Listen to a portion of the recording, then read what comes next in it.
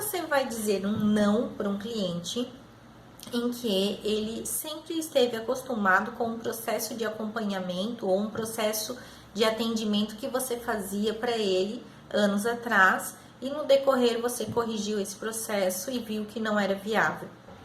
E aí o que eu fiz? Eu tive que corrigir e corrigir.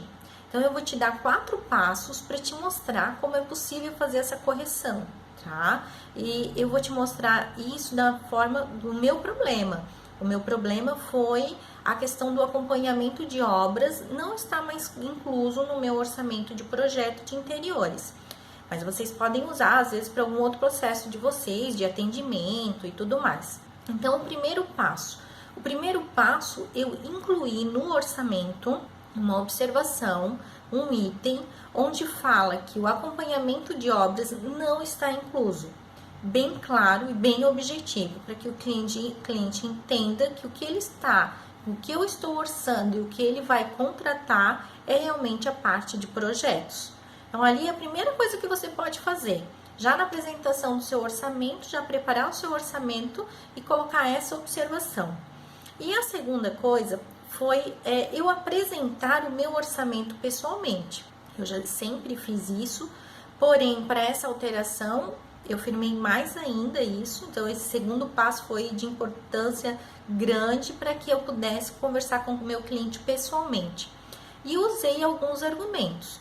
O primeiro argumento foi o prazo da obra.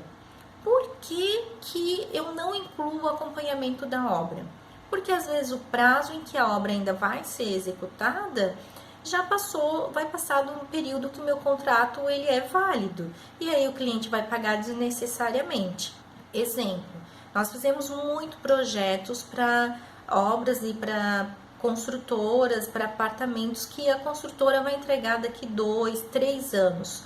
Então, eu não tenho como fazer um acompanhamento de obras e colocar no meu contrato um intervalo tão grande. Nem sei se eu estarei viva até lá, né? Mas, enfim, é uma brincadeira, mas a gente não sabe do futuro. Então, essa observação é bem importante vocês incluírem nessa apresentação pessoal do orçamento.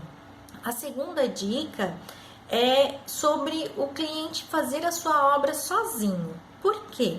Se o cliente gosta de acompanhar a obra, tem muitos clientes que eles têm um tempo um pouco mais ocioso, já são aposentados, ou tem um trabalho que é mais maleável, eles gostam de contratar seus próprios fornecedores, eles gostam de fazer pesquisa de preço.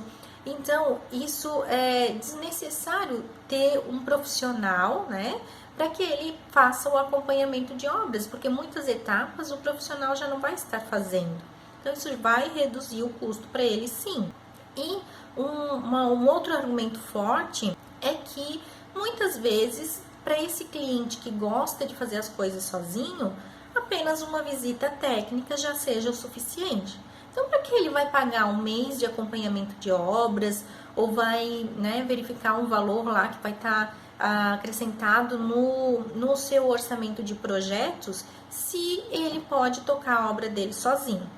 Essas coisas vão fazendo com que firme para o cliente a importância de estar separado do projeto o acompanhamento de obras. Ele tem a escolha de fazer o que ele quiser. Se ele quiser contratar, ele contrata. Se ele não quiser, ele troca só com o projeto de interiores.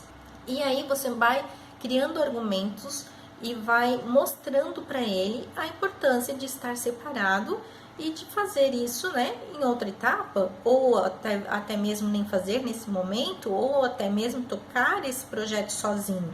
E aí, o terceiro passo, que é tudo isso que eu te falei, que estava no orçamento, você colocar no seu contrato. É bonitinho ou bonitinha, você nem tem contrato ainda, né? Então, trata de providenciar porque é muito importante você colocar essa observação. E quando a gente fala essas observações no contrato, é fundamental. Principalmente essa observação, né, colocar uma cláusula que não tem acompanhamento de obras, que tem apenas uma visita técnica. Nessa última etapa que eu vou te dar, né, que são as dicas, eu vou te dar a quarta e última dica. Qual que é essa dica? É você mesmo na apresentação do orçamento, você mostrar para ele o que é um acompanhamento de obras, explicar para ele a diferença desse acompanhamento de obras.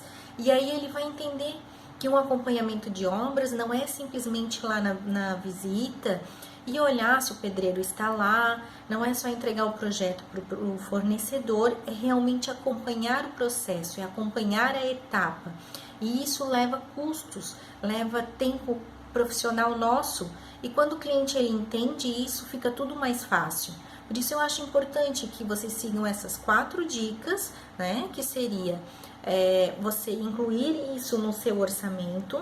A segunda, apresentar isso no seu orçamento, usando os argumentos que eu comentei para vocês. Colocar em contrato, bem importante colocar em contrato. E também a 4ª e última dica, explicar para ele o que é um acompanhamento de obras. Às vezes o acompanhamento de obras ele é tão mais complexo do que a gente imagina. E o cliente ele não tem essa visão, ele acha que é só a nossa presença lá é fundamental, e não é. Tem todo um conhecimento técnico, as etapas, tudo isso que vai fazendo diferença para a obra dele. Então ele tem que entender que esse trabalho tem que ser valorizado, é um trabalho que requer tempo e dedicação. E com essas 4 dicas eu consegui corrigir esse processo. E os clientes, né, que são novos, que já estão entrando nesse processo, entendem muito claramente. E alguns até me pedem, Helena, tu podes fazer um orçamento também do acompanhamento de obras? Então, assim, eles já começam a entender desde o início como funciona a etapa. Ah, Milena, mas isso vai encarecer o orçamento, eu posso perder um negócio. Pode? Não sei. Será que você não é boa o suficiente para vender? Você tem que saber vender seu peixe. Você não é boa? Você não estudou 4, 5 anos na faculdade e não aprendeu? Você não está ali estudando, evoluindo, buscando informações para atender melhor esse cliente? Esse cliente ele tem que também te valorizar.